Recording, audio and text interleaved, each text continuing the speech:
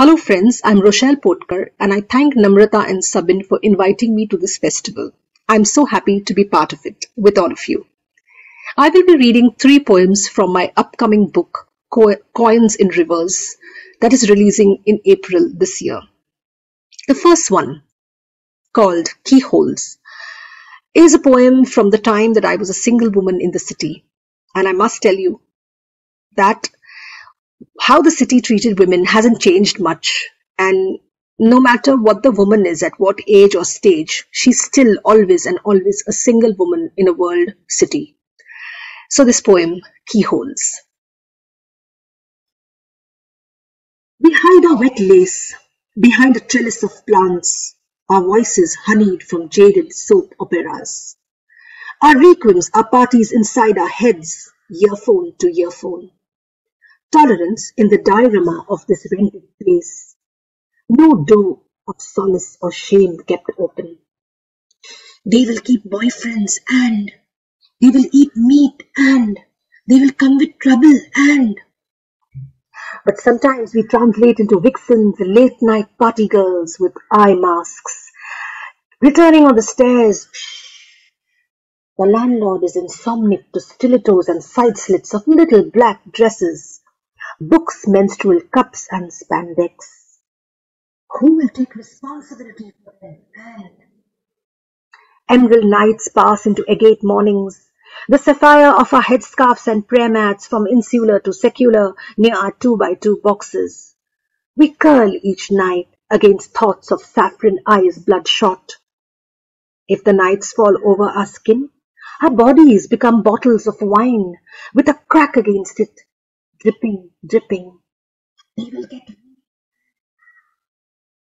wooden cages with wooden birds flapping to horizons. We scrape air like parchment, peeling secrets from walls of adopted jail houses. We will grow wings and serpentine winds belching histories of women who left when they heard the bricks squeaking. And not again, and please behave yourselves. But we play safe in dog-chewed chapels, our cycle tires gripping the road's ruggedness as alleyways sugar-lip the broken sky of old whispering years. All this only for one proper peg to place the key of our russet city freedoms. The short skirts and keyholes. The second poem that I will read to you is called War Specials. And it's a poem when we co-opt the voiceless, the voteless, like children and animals into our wars when they have never given their consent. As we went to war over animals on our plates, pigeons too were seized by their wing flaps.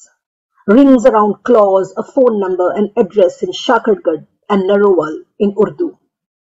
Spy pigeons, unbelieving of borders, photographed, carried messages, guided bombs, like knights wore horses that bit and kicked, and elephants that were machines. As we went to war over animals on our plates, animals were politicized too. Pigs squealed, camels patrolled, mules carried supplies, oxen artillery. Moose were trained not to be gun-shy for deep snow cavalry, and dogs threw their weight or sniffed out mines. Monkeys dipped in oil and fire were thrown into enemy territory. When the seagulls flew, they carried torpedoes, dead rats, explosives in their bellies. Vultures, pelicans, thrown to air, came back darkly and powderly.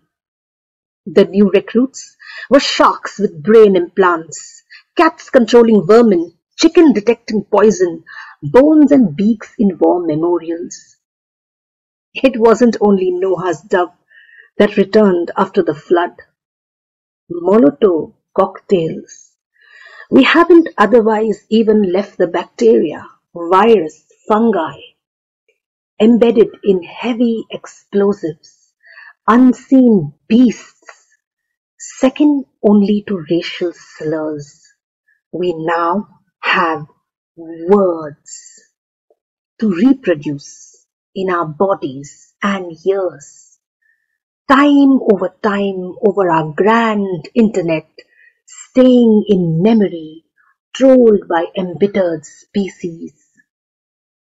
And words, they have a separate gallantry, war specials.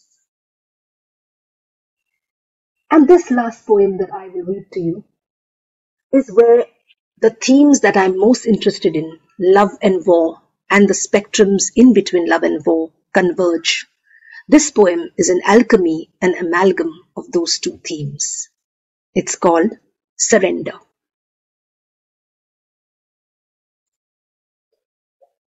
If I were a country, you would be my journalist.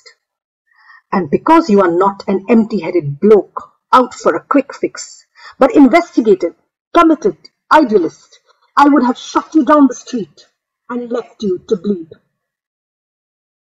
If I were a country, and you my journalist, it would be a civil war, one too many, revolutions, changes in governments. I would have jailed you and kept you on CCTV. If I were a country, and you my journalist, I would have played a wait-and-watch game to see who wears the other, sleep-deprived, akin to a Russian sleep experiment. But the more you stare, the more you stare, the more beautiful someone becomes, remember. The more beautiful someone becomes, remember. Many pass the cellars of my mind, through the cellars of my heart. I would blink first. I would blink first. I would give in. From dictatorship to democracy, if I were a country and you my journalist, I would let you run a free press and media to change the face of an entire nation. Thank you. This is Rochelle Potkar signing off.